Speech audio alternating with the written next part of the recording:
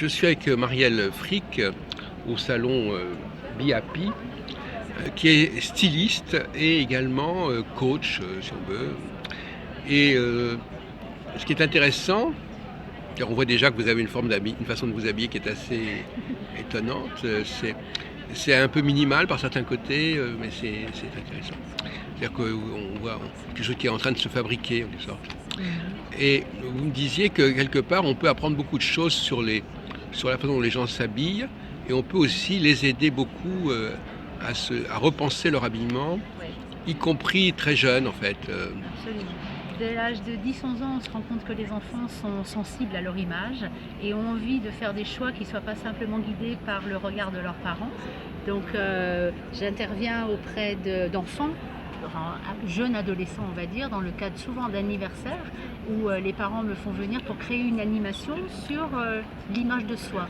Mais c'est surtout en fait transmettre de la connaissance pour que la personne, l'enfant, la jeune, c'est souvent des filles aussi, Voilà, ce serait plutôt. plutôt des filles, mais en fait les règles que je leur apporte sont des règles qui s'appuient sur 3 domaines qui nous concernent au niveau de l'habillement: la silhouette, les couleurs et les mélanges de matières. Parce qu'en fait, moi, ce que je leur transmets, c'est qu'une silhouette se met en valeur avec des règles de proportion qui sont de l'ordre de la géométrie dans l'espace. Ouais. Et qu'une fois qu'on a intégré ces règles, évidemment, je les applique pour soi, mais on a un regard aussi critique pour les autres. C'est aussi pour venir un peu pallier un manque de conseils et d'accompagnement en magasin. Parce que très souvent, les vendeurs, ils sont présents, ils ne savent pas trop quoi nous dire. Ah oui. Et donc, moi, je me dis... si déjà en magasin, quand on est dans la cabine d'essayage, on n'ose pas sortir pour se voir face à un miroir avec du recul, nous on se voit toujours en 2 dimensions. Mais personne ne nous voit en 2 dimensions, tout le monde nous voit en 3 dimensions dans l'espace. Et cette notion-là, elle est vraiment intéressante à intégrer. Donc ça, c'est la partie silhouette, perception du volume dans l'espace. Le deuxième axe, c'est sur le mélange des couleurs. Donc je m'appuie sur les travaux de Johannes Seaton qui a beaucoup travaillé sur le cercle chromatique. Et donc moi j'intègre la notion d'intensité lumineuse parce que je suis convaincue que toutes les couleurs à intensité lumineuse égale s'harmonisent entre elles. Et le troisième point, c'est les mélanges des matières. Parce que je crois qu'il y a une méconnaissance des fibres textiles. Et quand on observe la nature, il y a des fibres animales, des fibres végétales. Ils sont liés aux saisons. Et qui sont comme par hasard, très bien faites, liées aux saisons. Fibres animales, on va être sur du chanvre, du lin, du coton. Et elles vont être plutôt blanches, elles vont plutôt être beige, ficelle, des coloris de printemps-été dans une intensité lumineuse de printemps-été. Et des fibres animales qui vont plutôt être des peaux, des fourrures, des laines, le mouton, etc., qui va plutôt être dans des off-white, des blancs cassés, et après tous les tons des beiges, des marrons, des chocolats, qui comme par hasard correspondent à des ambiances lumineuses d'automne-hiver. Oui. Moi je puise beaucoup dans la nature, dans l'observation de la nature, des réflexions que j'adapte et que j'adopte pour mon accompagnement, pour faire découvrir des choses aux gens que j'accompagne. Alors vous nous aviez dit que vous aviez élaboré un jeu de cartes. Oui. Ça, qu'est-ce que c'est? Parce que nous, on est dans notre télévision, on est très intéressés par les cartes pour une sorte de raison. D'accord. Donc, et puis on voit que beaucoup de psychologues ont élaboré leur propre carte, leur propre jeu de cartes. Alors en fait, ce jeu de cartes est né d'une contrainte. J'intervenais dans le cadre d'un forum de l'emploi dans la région de Genève et je devais recevoir, en plus de l'animation d'un atelier, un certain nombre de gens en recherche d'emploi, plutôt profil cadre supérieur. Et j'ai proposé de répondre à une question: comment le savoir-être peut-il valoriser vos compétences professionnelles? Donc ce jeu de cartes, c'est un prototype que j'ai avec moi. Oui, bien sûr. Réunit 40 cartes. Ces 40 cartes représentent 40 savoir-être. Alors j'invente pas tout, il y a un monsieur qui a travaillé beaucoup sur les savoir-être dans les années 70 et 80, qui a écrit un livre qui était à l'AFNOR, qui a fait beaucoup de recherches, qui s'appelle Alain Labruffe. Et en fait, je pars aussi de ses travaux. Donc sur une face de la carte... Vous avez mis un peu son livre sous forme de carte. Oui. Sur une face de la carte, il y a un savoir-être. Donc là, par exemple, c'est gestion du stress, résistance au stress. Et l'autre côté? Et de l'autre côté, il y a 4 critères en principe qui explicitent, confirment, mais Pour les personnes qui vont mettre en évidence ce savoir-être comme plutôt un savoir-être fort, ben, on va leur dire, vous faites plutôt partie des gens qui connaissez vos sources de stress, qui êtes capable de vous recentrer dans votre corps, etc. Pour les personnes qui, dans le jeu, ont choisi ce savoir-être comme un savoir-être en faiblesse, Ils ont choisi ou ils ont tiré la carte? ils ont choisi.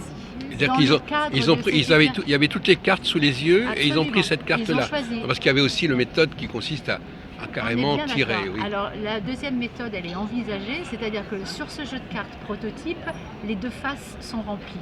Sur le futur, il y aura une face vierge, où justement on pourra tirer à l'aveugle, Voilà. en considérant qu'il n'y a pas de hasard et que du coup Oui, voilà. on va avoir une information Oui, qui sera oui, oui. plus subjective, mais qui peut être très pertinente. C'est peut-être une partie de notre corps inconsciente qui va choisir Absolument. en connaissance de cause. Oui. Donc les résultats ont été assez intéressants. Là où je vois qu'un outil est pertinent, c'est j'ai eu des sanglots, j'ai eu des larmes, et ça veut dire quand même que dans ce qui est sorti, moi j'ai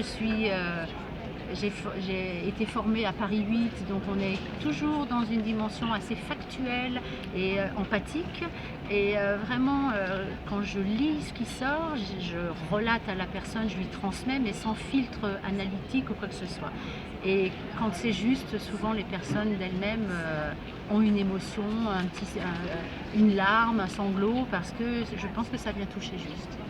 J'ai un autre outil qui est souvent une porte d'entrée quand j'accompagne des gens, Oui. sur les motivations profondes. Ce qu'elle est. Donc les motivations profondes, j'ai beaucoup travaillé avec des Québécois, des Américains, des Finlandais sur des choses qu'ils utilisent déjà depuis 15 ou 20 ans.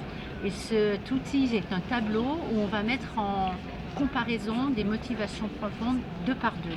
Alors dans un premier temps, on les verbalise consciemment et après on les questionne en face à face. Et très souvent, les trois qui ressortent le plus ne sont pas celles qu'on a énumérées en premier. Ah. Et là aussi, je peux constater qu'avec des gens que j'accompagne, ça peut être 18 ans en orientation scolaire, 60 ans en fin de carrière, en fatigue professionnelle et en questionnement personnel. J'ai beaucoup de gens qui pleurent et qui ressentent comme une sorte de justesse par rapport à ce qu'ils connaissaient dans leurs cellules et qu'ils n'avaient jamais encore vécu ou s'étaient jamais autorisés à vivre. Alors quel est le sens de ce petit essai là, Alors, que ça vous permet de préciser ce que vous entendez par savoir-être. exactement. Et puis aussi cette notion qui est toujours intrigante le style de vie. Oui.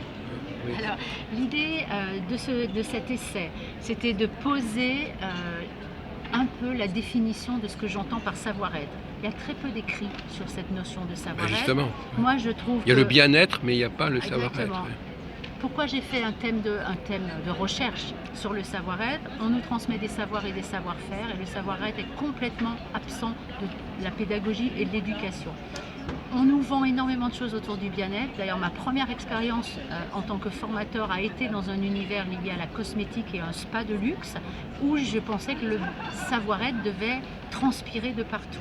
Et en fait, finalement, on en est très très loin. Et suite à ces expériences-là, j'ai dit je vais poser par écrit ce que j'entends par savoir-être. Donc moi, ma proposition, c'est une meilleure connaissance de soi, et ça passe par un questionnement guidé, un questionnement intellectuel, où on vient justement rechercher nos motivations profondes, notre rapport à notre image, nos limites fondamentales, nos besoins fondamentaux. La deuxième partie, c'est la conscience de soi, et donc on va être dans la dimension sensitive de notre être. Ce que j'observe, c'est une sous-exploration et une sous-exploitation de nos sens.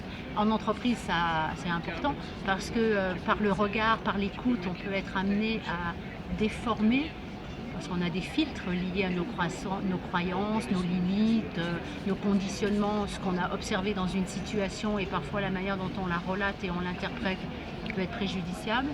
Et la dernière partie, c'est la compréhension de soi. Bon, je peux vous dire que je suis jungienne, et donc Jung parle de la persona, donc le masque que l'on porte, mais derrière ce masque, il y a un individu, et Jung parle d'individuation. Pour moi, il n'y a aucun problème à porter un masque, l'important c'est de savoir qui nous sommes derrière. Parce que tout l'enjeu de la vie en société, sauf à être Robinson Crusoe sur son île déserte, c'est notre rapport individuation-socialisation. Et on en revient à ce cocon et ce papillon, un style de vie, Oui. cette idée de mouvement permanent entre je et le nous. Parce que, Oui, parce que le papillon, c'est la métamorphose aussi, c'est la chenille qui devient papillon. On est bien d'accord. Oui, c'est ça. Quand j'ai choisi ce logo, quand j'ai choisi, parce que j'ai par ailleurs une marque textile qui s'appelle Cocon et Papillon, c'était vraiment sur l'idée de la transformation. D'accord. Et alors finalement, vous, vous faites quand même une différence entre, vous dites que c'est plutôt les femmes qui sont concernées quelque part. Actuellement, le constat, c'est que j'ai plus de femmes qui viennent vers moi, qui me questionnent et me sollicitent. Si on observe aussi la population qui visite ce salon, on va quand même se rendre compte qu'il y a une majorité de femmes, mais il y a quand même des hommes qui s'interrogent, il y a quand même des hommes qui sont curieux et qui ont aussi besoin et envie d'apprendre. Moi, j'aime toujours sensibiliser à cette unité entre le corps et l'esprit. Et ça concerne tout le monde. Et alors finalement, l'habit, c'est un peu intermédiaire entre le corps et l'esprit, si on peut dire. Ah ben, complètement. Pour moi, l'habit, c'est une seconde peau qui vient recouvrir cette première peau qui, socialement, ne peut pas être exhibée nue. Mais dans l'idéal, ce serait sympathique de pouvoir vivre nu. Donc cette seconde peau, l'invitation, c'est qu'elle soit au plus proche de qui nous sommes. Et donc finalement, on devrait toujours, toute personne qui s'occupe d'aider les autres ou de les comprendre, devrait avoir une formation au niveau vestimentaire, au niveau stylistique, etc. Ça pourrait être un plus parce que on parle de communication positive. Dans la communication positive, il y a aussi donc toute la communication non verbale et ça passe par l'image qu'on renvoie des autres. Il y a une étude aux États-Unis qui fait ressortir que les 20 premières secondes d'une rencontre accaparent les 20 premières minutes d'attention de notre interlocuteur. Et cette étude, elle est relativement récente. Donc ça veut quand même dire ce que ça veut dire. En plus, on est vraiment aujourd'hui dans une société qui est une société de l'image. Donc vous êtes aussi un conseiller en look. En relooking. Alors, pourquoi j'utilise pas le mot relooking? Parce que je trouve que dans la notion de relooking, il y a une part de ma personne qui agit sur l'autre et qui est trop dans une forme de pouvoir sur l'autre. Moi, ce que j'aime, c'est vraiment l'idée d'éducation vestimentaire. Ça joue aussi sur les cheveux, je suppose. La coupe de cheveux. L'ensemble de la silhouette. Oui, voilà. Parce qu'en fait... je suppose qu'à un moment donné, vous avez dû avoir les cheveux plus longs ou plus courts. C'est clair. Après, on peut à tout moment dans la vie avoir envie d'avoir les cheveux qui nous couvrent davantage le visage, davantage la nuque, parce que c'est plus confortable, parce que c'est rassurant, parce que l'hiver on a plus chaud avec des cheveux un peu plus longs, etc., etc. Mais on peut aussi avoir envie à un moment de se faire raser la tête pour davantage faire ressortir sa gueule finalement. Et en fait, dans la silhouette, c'est aussi un équilibre. Enfin, dans l'humain, c'est un équilibre entre la parure, le vêtement finalement, les cheveux et tout ce qui est entretien de la peau, des ongles, on pourrait dire que c'est un autre tiers. Et après, tout ce qui est accessoirisation qu'on va apporter, le sac, la canne, le parapluie. Moi, je fais beaucoup, je sensibilise aussi sur cette notion d'équilibre entre les trois. C'est-à-dire le vêtement que l'on porte, les accessoires que l'on a et le soin et l'attention qu'on apporte à nos cheveux, à notre visage, à nos ongles. Mais aussi à notre poids aussi, quelque part. Bah, oui, à la forme de notre corps. Donc l'alimentation, l'exercice. Oui. En revanche, si quelqu'un est très à l'aise avec un poids qu'on pourrait considérer comme un surpoids, il n'y a aucun problème.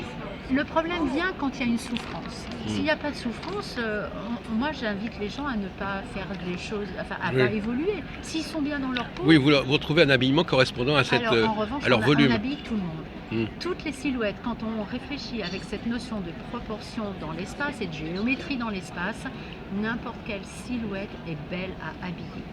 Par exemple, tout simplement, on va parler en tailleur d'un montant entre le point ici à l'angle du cou et le point de poitrine. Si cette distance-là chez quelqu'un est relativement courte, on va déconseiller de porter des pulls à col roulé, de porter trop de bijoux autour du cou, de porter des écharpes, parce que ça va avoir tendance à tasser, à engoncer. Si la personne, au contraire, a un montant qui est beaucoup plus long, on va pouvoir s'amuser à poser des décolletés avec énormément de fantaisie, parce que dans l'espace, ce sera joli. Moi, ce que je propose, c'est justement de révéler ce qu'on a peut-être une difficulté à voir soi-même devant le miroir. Parce que nous, devant le miroir, en se regardant en deux dimensions... Vous devenez le miroir de l'autre, quelque part. Un peu. On va se regarder, nous, devant le miroir, en deux dimensions, et donc on va regarder que nos défauts. et on ne va pas voir la beauté de notre volume et du mouvement que l'on crée quand on Oui, est puis on ne se dans voit pas bien de l'espace. profil non plus, On ne c'est se ça. voit pas du tout de profil, sauf à avoir Oui, un avoir des certain nombre miroirs, de mais enfin, miroirs. oui, effectivement, oui. Mais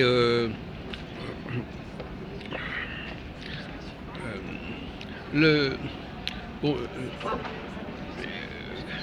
le- donc finalement, cette idée vous n'avez peut-être pas développé cette idée des deux vies. Vous disiez que c'est un changement ou une évolution. Oui, alors l'idée aussi d'un style de vie comme de Cocon et Papillon, c'est l'idée de la transformation, de Ah oui, d'accord, l'évolution, oui, de la construction. oui. Donc c'est vraiment dans cet état d'esprit que et le nom de la société a été choisi et le logo par rapport justement à cette chrysalide qui se transforme. D'accord. Parce que toute personne dans un accompagnement va bénéficier va faire son propre cheminement et ce cheminement va nous mener à une réalisation, en tous les cas, une construction personnelle. Bon, mais je vous remercie beaucoup, Marielle Frick. Ben, c'est moi qui vous remercie.